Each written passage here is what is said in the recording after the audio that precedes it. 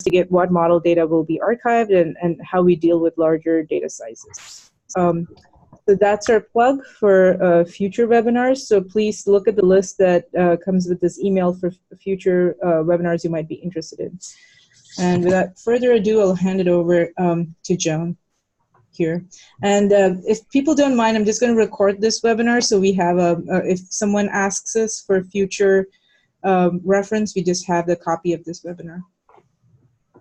Okay, great. Thank you, Charu.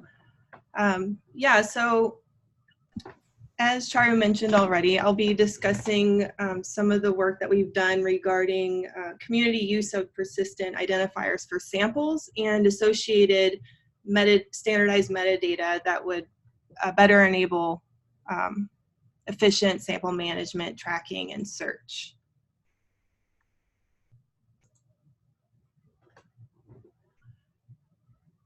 So as most of you know, ESS-DIVE currently allows data and metadata upload through a web interface or API and long-term storage of data packages. But we're now working towards becoming a standards-based repository that would support a Fusion database. Can you all hear me? Yes. Okay. Yeah, Joan, if you could just hit the record button. Yeah, I did. It should be recording now.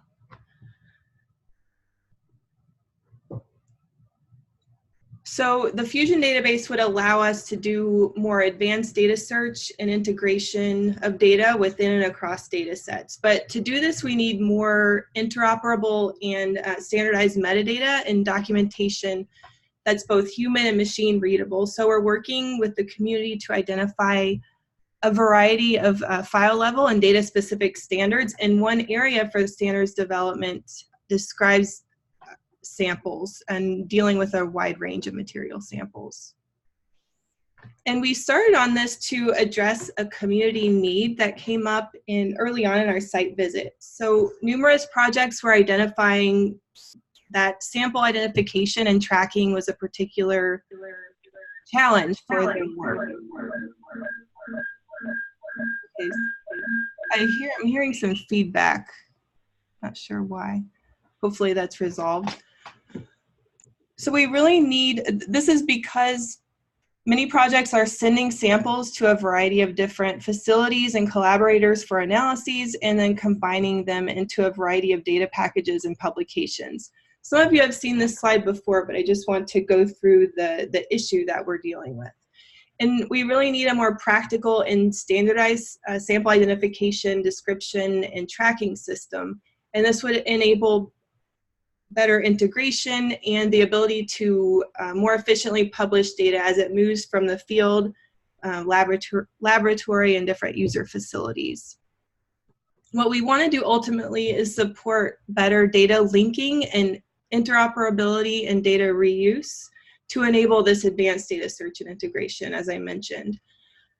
And in some of the background research that we did initially, early last year, we really came to the conclusion that to do this, we need globally unique and persistent identifiers. And this is particularly important when data moves into the online environment and potentially could be integrated with other data sets. And it turns out that there's a readily available solution for this that we could just start with and adopt and test out. And that was the International Geosample Number, or IGSNs. So these were originally designed for geoscience samples, but more recently they have been adopted by a wider range of sample types and projects. And so they are really working to become more of a general identifier for samples. And there are currently a number of allocating agents around the world, but the System for Earth Sample Registration developed IGSNs, and they provide a number of really useful services that we could just begin to use immediately. So they provide standardized core sample metadata and vocabularies that you can use, and templates to do this easily within spreadsheets. They also provide these online metadata profiles So each IGSN gets a sample landing page where you can also provide links to other related publications and samples.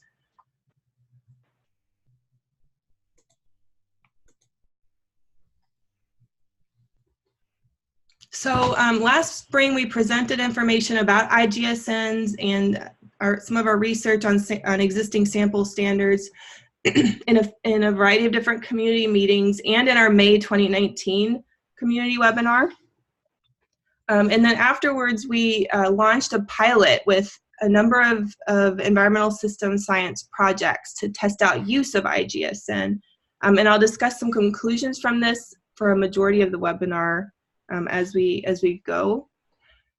But we're not the only ones interested in sample identifiers and interdisciplinary sample standards. There's a really active global community either already using persistent sample identifiers or in the process of setting up their own system. So I just wanted to list some of the meetings that I participated in or plan to either in person or remotely.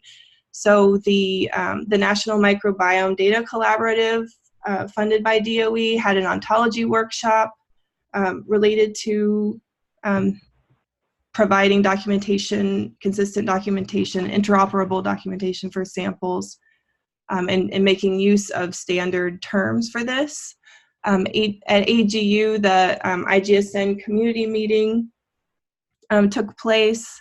In January, I attended a couple of meetings related to basically what we're trying to do here, and that's defining sample metadata that is relevant across a variety of different sample types. So the USGS just held a national digital catalog workshop where they were attempting to work with a number of experts to develop sample collection metadata profiles for their samples. And in March, there'll be a meeting on physical samples and linking them in the global research data ecosystem at the Research Data Alliance, and that'll be in Australia. So a lot of people are working on this and thinking about this. There was also a recent proposal that was submitted to NSF in October of 2019. There are a number of PIs who are, most of them are focused on different informatics areas in biology and geoscience. And they're proposing what they're calling the Internet of Samples, where they're working on an interdisciplinary global infrastructure for material samples, where you could have access to services that would enable unique and consistent identifiers for material samples and provide resources for recording metadata about them and linking them to related samples, derived data, and results. And so this is really aligns with what we're trying to do within our community. And if this does get funded, we would be collaborating with this effort as well. For our pilot test, we worked with a number of interdisciplinary projects working in environmental system science. Most are looking at biogeochemical responses to contamination, warming, and other disturbances. And the projects specifically involved so far are listed here. So a common workflow for these groups was to collect a physical sample, like a soil or water sample, and then send it out for a combination of microbial metagenomic analyses and also physical and chemical analyses. And I wanted to mention here that much of the development and use of persistent identifiers for samples has, in the past, focused on archiving physical specimens and collections. But there's a growing need to track and leak information from interdisciplinary work like this. And the DOE environmental system science community is really in a unique place as a leader in this area.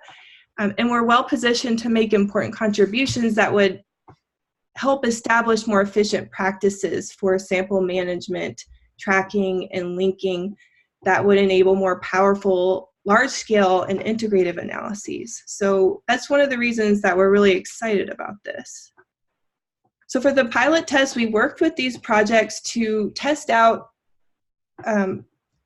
IGSN registration and standardizing metadata. We used the CSAR template, which is an Excel template, and they provide guidance on some controlled vocabularies for certain fields, and there are a number of required fields. So projects were filling out this template and uploading that into the CSAR portal. We also worked with them to map out sample relationships and the history from sample collection through analyses to help us define the metadata that we need and the ways that we need to track relationships. At the same time, we've been doing some research on other related sample metadata standards and developing a crosswalk that maps IGSN to other related, specifically biology-related samples, like the minimum information about any sequence in Darwin Core, and some other templates and standards that are used by other agencies.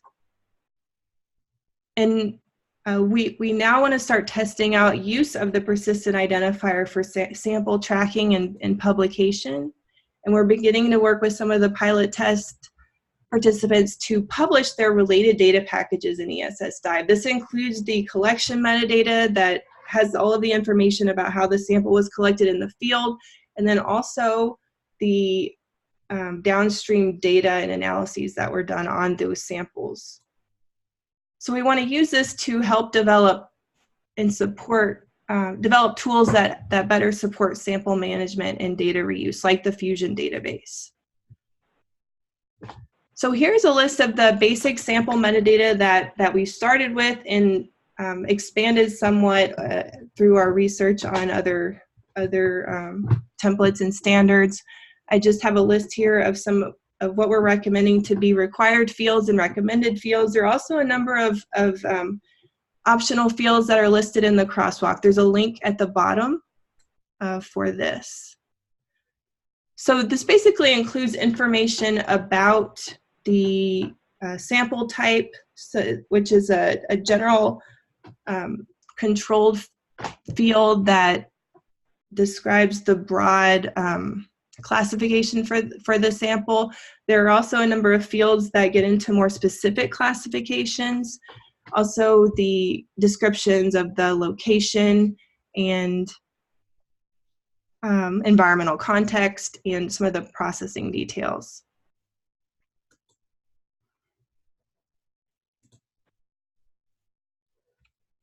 So for our sample metadata research, we looked into a number of different existing standards and templates, including some general standards for citation and standards that are specific to geoscience and biology. And we're also starting to look into other relevant ontologies and shared vocabularies that might help us expand some of the terms that weren't quite sufficient within the IGSN template.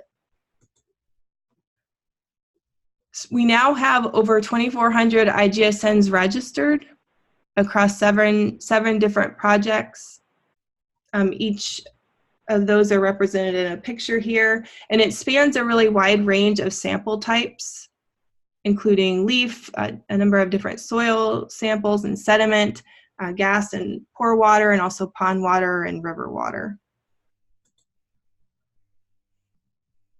And we've been gathering feedback on the experience of users in registering their IGSN and using standard metadata. So I want to highlight some of the themes that we've seen so far. With regards to the process of registering samples, we found that IGSN has been best suited for those archiving samples. So many of our projects collect hundreds or thousands of samples in a short period of time and don't archive them.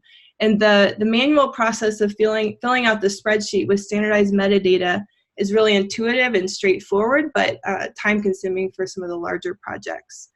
So we'll now be working on supporting more automation, and that can include looking into some field metadata collection apps and scripts to standardize more quickly. I'll talk about some specific options for that in a minute.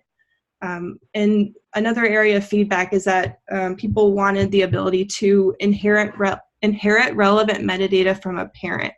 So within IGSN, you indicate sample relationships by, for each sample, you provide the parent IGSN for that, which could be the primary sample or a site like a well. This is an example of a landing page that is showing some of the related identifiers. So it's showing the parents and the siblings of a particular sample. So this has been really useful for projects to have explicit linking of related samples. However, some have expressed that it may be more beneficial to have a landing page for an entire collection of samples. So this is just one example that I wanted to show of another way to create a landing page, potentially for a collection, and to show more clear relationships across the entire family of related samples, and showing location and related publications and data sets. So we'll be continuing to use the CZAR in the near term, but if we in the future decide to develop a DOE-specific system, we could look at other examples for landing pages like this.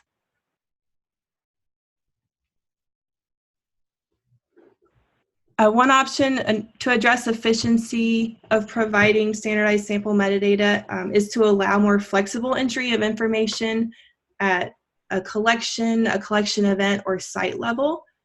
This is something that is done in Darwin Core, where you can provide metadata associated with a collection event, for example, which often includes the date and the location for a particular sampling event. And then, so enabling separate entry of this would better avoid redundancy of providing the same or similar information across individual samples. So we want to test out using the ability to describe collection events and sites, and then to link this to individual samples using a collection event ID and a site ID. And so one goal is for us to now work on scripts that would enable automatic transfer of relevant metadata from the collection event or site to the individual samples, and to generate a sample level IGSN template doing this. So one of our plans is to test this out for a couple of larger campaigns to see how this might help address an efficiency issue.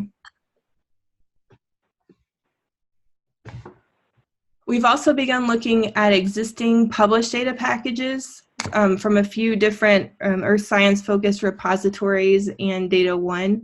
These were based on searches for soil, water, and leaf samples within these repositories. And I just wanted to show this graph here that is showing the frequency of use or the percentage of data packages that are providing these different metadata elements at the collection and sample level. So the blue bars were provided at the collection metadata is basically metadata that was provided to describe an entire data package. And so the most frequently used fields for describing the data packages were coordinates, contributors, project name, collection method, and collection date. And then some of the fields that were used more for the within individual files describing individual samples were things like the sample name, collection date, and coordinates. So with this, I wanted to partly illustrate the kinds of information that may be more frequently relevant at a collection versus individual sample level. So far, we've only looked at 19 data packages, but we may expand this to also help identify a combination of current needs for sample data publication and also problems with how people have published data in the past that may make effective integration and reuse more difficult. There's a question, Joan, Yes. from William Duncan. Okay.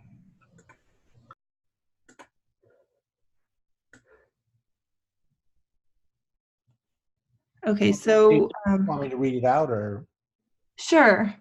Oh yeah, I was just wondering, like when you did your graph of which fields were used, I didn't know if in the metadata fields, if the values were just strings, or if you had a controlled vocabulary around what permissible values were, or. It depends on the field or the metadata element. Was there a specific one? Like, so some of them, it's important to have a controlled vocabulary, like the sample type and the classifications.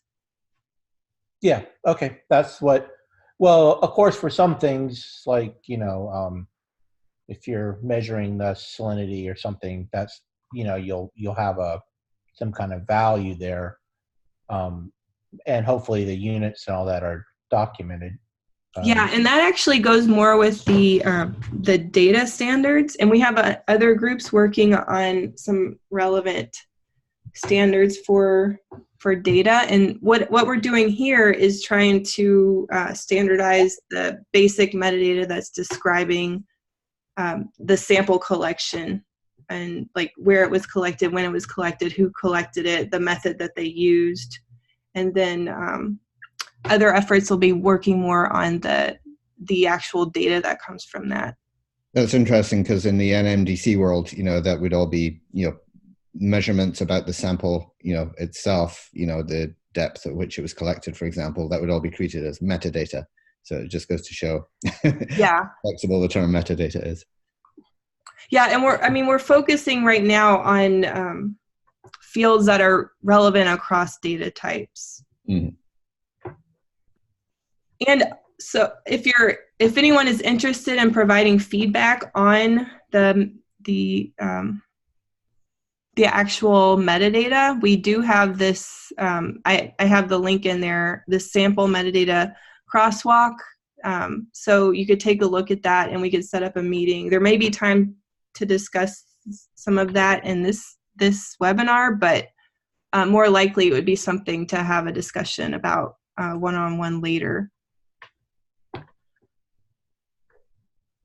And the crosswalk also has information on the vocabularies that we're proposing and the vocabularies that some of the other standards and templates are using. Great, thanks. Okay, so in the pilot test, there was some uncertainty about assigning persistent identifiers for subsamples. So I just wanted to provide some examples here of what this to demonstrate what this means. So you may start with a collection of highly related samples, like a soil core or a collection of water samples that were collected at a given place in time. You may then have an individual core sections or water samples collected at varying depths. So we all agree that each of these should get a new identifier. However, there was some uncertainty about whether subsamples or containers, individual containers that are sent out for different analyses, but really considered to be the same sample, whether those should get a new persistent identifier. So within the IGSN system, you would, each of these could get its own semi-opaque identifier, and then you record the parent-child relationships in the metadata. Another option that some allocating agents are doing is to add extensions for subsamples, which mirrors what scientists often do in their own sample name, their project-specific sample name that tends to be an identifier or name that has more meaning for their research, whereas these persistent identifiers are meant to be kind of an opaque or semi-opaque identifier for long-term preservation.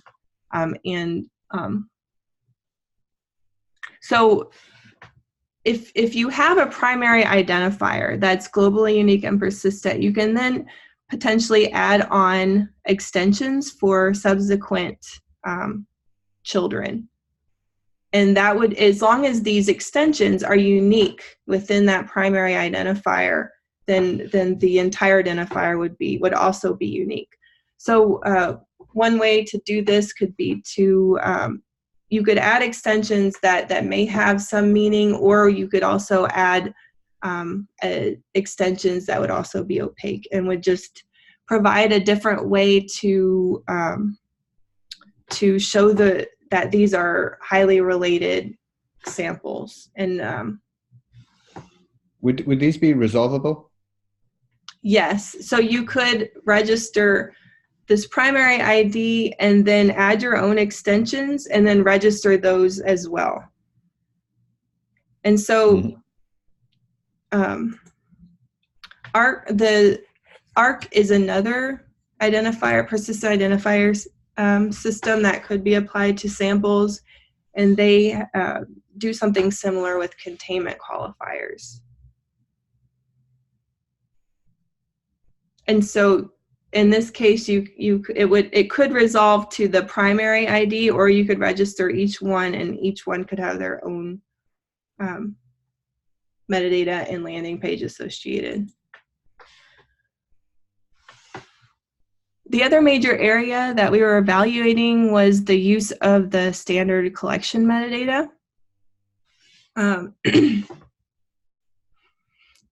So one of the things that we found was that when standardizing using the IGSN templates, users were now recording some additional metadata that they may not have previously recorded that better supports integration and reuse. And this was something that we appreciated. Examples of this are clearly documenting sample relationships and the sample type. With regards to sample type, we found that some additional classifications were needed to support plant and biology samples and also water samples. So within the IGSN vocabularies, there was no formal classification for water samples other than liquid aqueous. And so we found that we needed to provide that information in some of the free text fields. So I looked at the entire sample catalog for IGSN and downloaded all of the liquid aqueous samples and looked at these free text fields. And this is a word cloud showing what some of the more frequently used terms within these fields were. And you can see there's a lot of variation. I just wanted to show this to demonstrate the need for controlled vocabularies, because otherwise you do get a lot of variation. And this is the general metadata provided for liquid aqueous samples and the percentage of samples that had information about these different basic fields like date, latitude, longitude, method, elevation, and then the sample description and formal classifications. And so this is kind of showing that for most samples, there was really only about 20% of the samples had more information in these free text fields to describe the liquid samples. So we don't really know what a lot of these liquid aqueous samples actually were, like if they were pore water or surface water coming from ponds or rivers. So we need some additional classifications for these sample types. Another key need that arose here was the ability to link geoscience and biosamples. Most of these fields here are required for biosamples that I'll discuss here. So many of our projects, like I mentioned before, take a physical sample, like a soil samples, and then send out associated extractions for metagenomic analyses. And the genomic and metagenomic analyses in data publication require use of standards developed by the Genetic Standards Consortium, the minimum information about any sequence, which is in the crosswalk. So these samples are then assigned a biosample number and should be linked to the original geo sample where relevant. However, there's currently no automated way to do this, but we can provide a full link to the IGSN landing page and the source material ID for this, the minimum information about any sequence template. No one is really doing this currently, but this is something that we would like to do for those who are participating in this pilot test. So we really need a better way to link these IDs. And there are ways to do it currently, but it's not that efficient. So when you say ways to link, are you talking retrospectively about kind of sample data that exists out right now, but maybe in semi-structured formats? Or are you talking about prospectively when people come to submit de novo samples? Yeah, well, right now I'm talking about what we can do to improve this. And so ideally you would have a link to the biosample on the IGSN landing page, and you would have a link to the original sample that was the soil or water sample where you got that biosample within that landing page. And so we can do this now. We just have to provide that full the link to the landing page within the source material ID, for example. And so we'd like to support this moving forward. Many of the IGSN and biosample fields contain the same or similar information, but there are some missing fields in each and different vocabularies used. So our ESS community needs their geo and biosamples to be fully interoperable to avoid filling out these separate unrelated templates for the same information. So one of our goals is to enable auto-populating relevant fields for biosamples in the MixS template. So when you say auto-populate, can you give an example? So I just mean after you fill out and register your IGSNs, we should be able to enable some automated population of relevant fields in the MixS template that you could then expand if there's more information that you need to include. Using the crosswalk. Yeah. So we just want to enable a more automated way to do this. To provide one benefit of standardizing the original sample that was collected in the field. Okay. We could also generally make use of subsets of terms from existing ontologies like the environment ontology, which IGSN does not currently do, but they're interested in doing. And so we're starting to work on coming up with some of the relevant subsets of terms for at least the material, physiographic feature, and biome as they're do currently in the MixS template. And this could also help with expanding our classifications for water samples, as I mentioned before. So based on the pilot test and some of the research that we've done so far, we've decided on a preliminary set of plans for ESS-DIVE that I just wanted to go over. So one goal for this webinar was to get any feedback from you on these plans so that we can adjust if necessary. We'd also like participants to help test out some of the new plans that we have to help us figure out the most efficient path forward. The first set involves plans for sample ID registration and management in the near term. So we'd like to continue using CSAR to register samples with some additional options. So this means that you could continue to register samples and update metadata through the CSAR portal, or they also have an API. Over the next couple of weeks, I'll be working on customizing the CSAR IGSN template with some additional fields and pick lists that I mentioned today. Another way that we could potentially help make this process more efficient is to enable offline generation of IDs that you can then register later, and to support ID extensions for these highly related subsamples. We'll also be working on documenting some recommended practices and the expanded metadata template. So there are a couple other things that we thought could help address efficiency, like looking into some of the available sample collection apps to obtain standardized information in the field. And again, as I discussed before, separating the collection, site, and event metadata, and providing some scripts that could be reused to help transfer relevant metadata from collection events and sites to individual samples, so that you can avoid entering the same information multiple times for individual samples.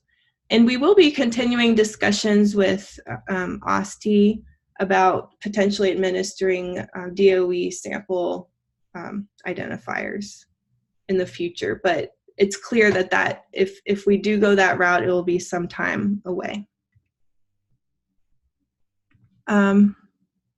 Yeah, if you have any feedback, feel free to speak up now, or we can discuss at the end.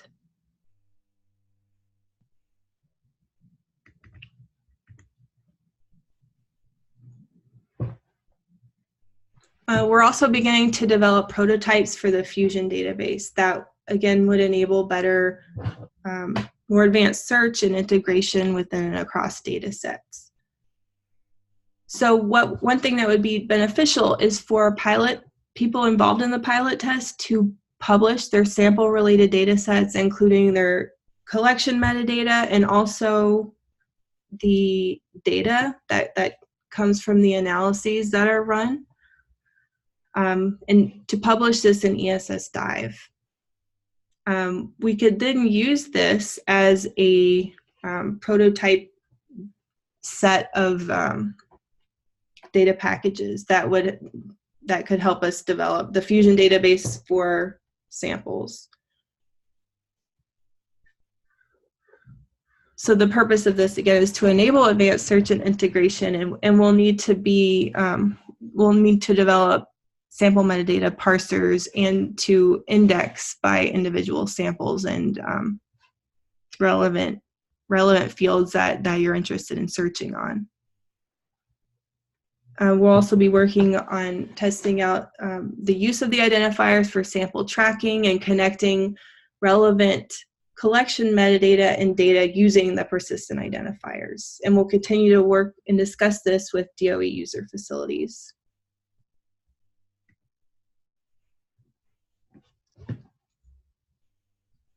We're also continue to work on the geo and biosample interoperability and scripts to generate the Mixus template for registered IGSNs, and also linking IGSN and biosample IDs. One of our next step plans is to publish a paper on the pilot test, which would also address this sample interoperability and recommended practices for this. It's also important for us to continue collaborating with the broader community, including the National Microbiome Data Collaborative, the Genetic Standards Consortium, IGSN, the user facilities, USGS, and some of these data groups like ESIP and RDA.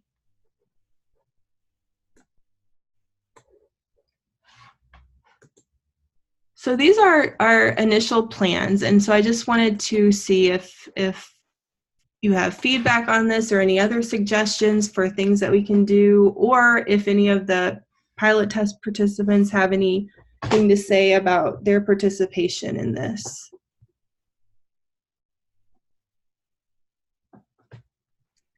I mean, this is Chris Mungall from Berkeley Lab and NMDC. I just want to say this is like really kind of impressive, and that was very, very clear. And it's clear that we, we should probably have more NMDC, ESS-DIVE, kind of like a bit closer coordination there, because I think we'd really like to adopt, a lot of what you're doing and just kind of compare, what we're doing both at the metadata collection. And I see David has some questions about the search index that you're using. Yeah, I think some of my comments are probably best reserved for when we, kind of a face-to-face meeting with the whiteboard. But just generally, I really like the kind of the data model that you're sketching out and the level of granularity where you can clearly distinguish, the different kinds of metadata that come from either the sample or the subsample or the collection event. What I'm curious though is just getting people to populate data at that level of granularity, or metadata at that level of granularity. I mean, you alluded to some kind of like tools and scripts and so on, but are you foreseeing people just doing this by entering things in templates, or are you kind of imagining building a kind of more advanced user interface that would make it very kind of clear, where the different pieces of metadata would be attached? Well, we're starting out with using the templates, and and the idea is that in separating the collection event and site level metadata, it's similar fields, just focused on things like location and date for collection event often. And so that's what we're starting with, and there could be potential to develop more advanced interfaces in the future. Okay. Mm-hmm. Chris, just to point out, there is a upcoming NMDC ESS-DIVE meeting being put together. I don't know if you're on that thread, but I think you should probably be on that meeting. Yeah, I think we're meeting separately. Is that the same one meeting we're having next week, Joan, or is that a separate? Yeah, one? we haven't okay. nailed that down yet, but we should do that. Joan, this is Charu. I'm wondering if you just want to quickly walk through the crosswalk and tell people on this call about how they can get your comments on the crosswalk and ideas and thoughts, because it is sort of a lot in that crosswalk there. Yeah, and it's not fully complete, and that's partly because I've recently learned about some new things that I wanted to add and some more information that I wanted to include in the crosswalk to make it more clear. And so basically I have a general metadata concept in the far left, a description of what that is and some of the different standards. This isn't fully complete yet. So far I've mostly added the description of this field within the CSAR template and within the minimum information about any sequence template. And then I've begun categorizing these based on type to make it easier to look at different types of information. So things related to access, dates, environmental context, identifiers and related information. Here, let me put a link to this in the chat.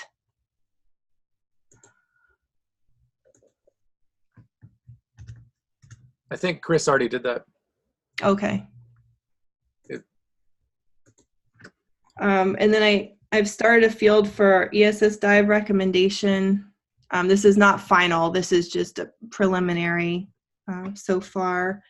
And this I started to try to figure out what might be what types of fields might be relevant at a collection event or sample level. This is just isn't anything official. It's just trying to make sense of which of these might apply at different levels. This right here is so the metadata workshop that we had at USGS last week had an exercise where people were ranking the different fields based on relevance for different sample types. So we have some of these are coming from templates, like the CSAR IGSN template. It's not really a standard, and some of them are formal standards like Darwin Core. And again, as I mentioned in the slide before, we have some of the general standards like DataCite and ISO and Dublin Core. And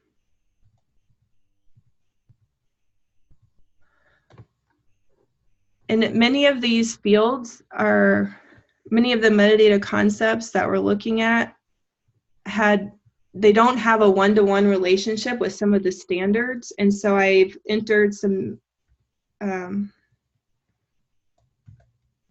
numerous metadata elements in some of the fields. One example of that is the, let me see, related identifiers. And this is how, so Darwin Core has a number of different related identifiers that you can provide. And so what I wanted to do is hard type some specific identifiers like collection event and site, and then also enable the entry of related identifiers to be more flexible if you have another related identifier.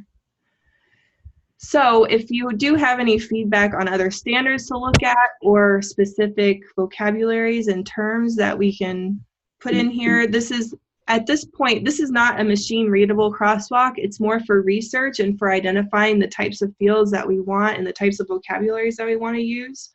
So I'm trying to compile resources here that are help us inform what might be beneficial as we start finalizing the template and the standard that we want to use. So if you have any specific feedback on this, we could discuss it now or set up a meeting.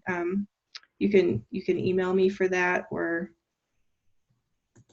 bring it up right now.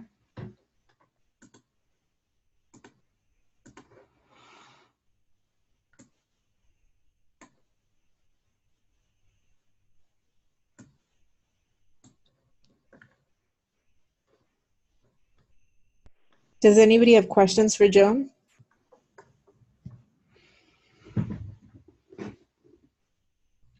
Does anyone have any concerns about the plans that we have so far and the general approach?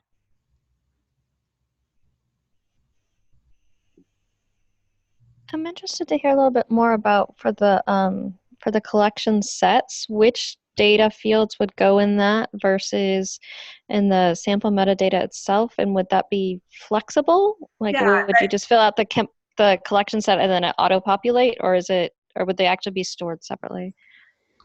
They would be stored separately, and then we could. What I want to do is develop scripts that could enable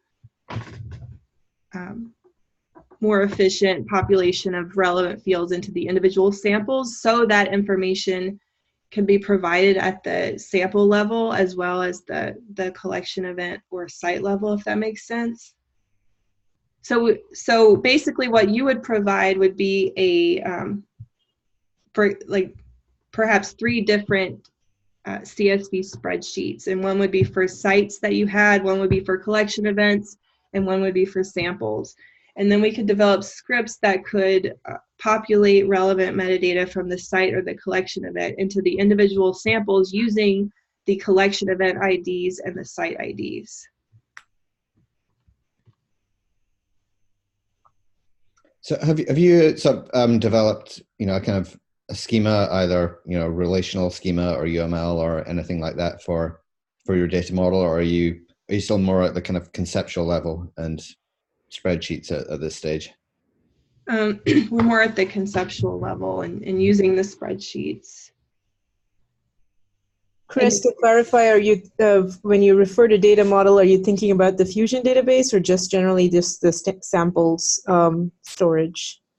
Sample storage, yeah, which I imagine you might also use in the Fusion database for querying and so on. Yeah. Yeah, I think both are in the conceptual stage, but they probably might have different underlying solutions because they're different problems. Yeah, and you want to optimize for search and so on. Yeah. Have you thought much about how things like updates or changes are going to be handled, and also maybe how aspects of your schemas may need to evolve over time as you kind of identify new things that are needed, and how you're going to handle that? Yeah, I mean, we want to be continually responsive to additional needs that come up, and so we do expect this to be a continual process where we update as needed and make changes to address efficiency and more needs for like wider variety of sample types. So currently, to update metadata, you can do that at any time just by providing the updating your templates and uploading that, or using the API to update metadata within the CSAR portal. Mm-hmm. And do you use the IGSN as the way to know what needs to get updated? Yes. Okay. And so that, for example, it's really important to add, if you want all of the metadata associated and updated within the CSAR catalog, it would be important to add subsequent publications and data packages in the links to those within your sample metadata. So that would show up on the landing pages. You could also update your data package within ESS-DIVE and add in relevant links to publications. But that's the only way to do that is really up to the individual user to add those relevant publications and links. Mm-hmm. I think, Shane, another aspect of your question is, that's part of why we're targeting right now, as part of the sample metadata standards, the minimum but sufficient set of fields that would probably, hopefully not change too much. I think there's some consensus amongst the community about what is the bare minimum that's required, and that's really what we want to go after. And there's always going to be something that someone needs in addition for their particular sample type, and we want to leave that as optional. But I think the recommendation we're going to put forward to the community would be just the bare minimum that is required, and hopefully that's not evolving too much over time. Yeah, I think for KBase, I think one of the things we're struggling with is we're using the CSAR format as kind of a first step to try to kind of wrap our heads around this. But there'll be other kind of standards that we'll need to bring in over time, and just how do we model things behind the scenes so that we can kind of accommodate those and eventually be able to map between them or whatnot.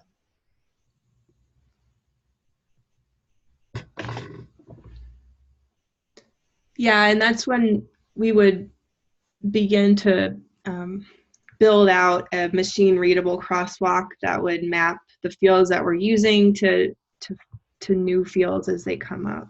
Yeah, that's similar to, I think, what we're kind of thinking about. And the crosswalk, I think maybe you had said, those are mapping the CSAR terms to like ENVO terms, for example. Is that correct? Not currently. It's just we have. It's more of a field level mapping. Like where it would be useful to start using ENVO terms, and then one thing that I want to do now is to look at specific subsets of ENVO terms that would be useful in this community for some of the different fields. Okay. Yeah, the crosswalk, I guess, is more for mapping the fields, but the actual value, it would get too bulky with all of the ENVO mappings in there. But I think what we'd like to do is actually just include those mappings as SCOS mappings within ENVO. And in fact, I think we actually maybe do this at the moment. Yes. I incorporated some initial IGSN mappings into ENVO last year. Got it. Thanks.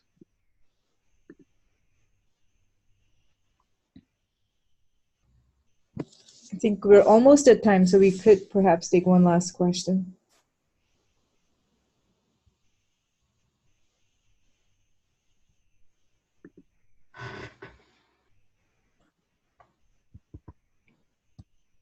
Well, if not, then thank you, everybody, for attending our webinar. And if you want to follow up, you could always email Joan or email ESS-DIVE support@LBL, and we'll make sure you get in touch with Joan. Like I mentioned earlier, our next webinar is going to be about our portals feature that's talking about collections of data packages that we can now support using our new portal interface. So thanks, everybody, and see you in February. Thank you. Thanks. Thanks, Joan. Thanks a lot. Thanks, Joan.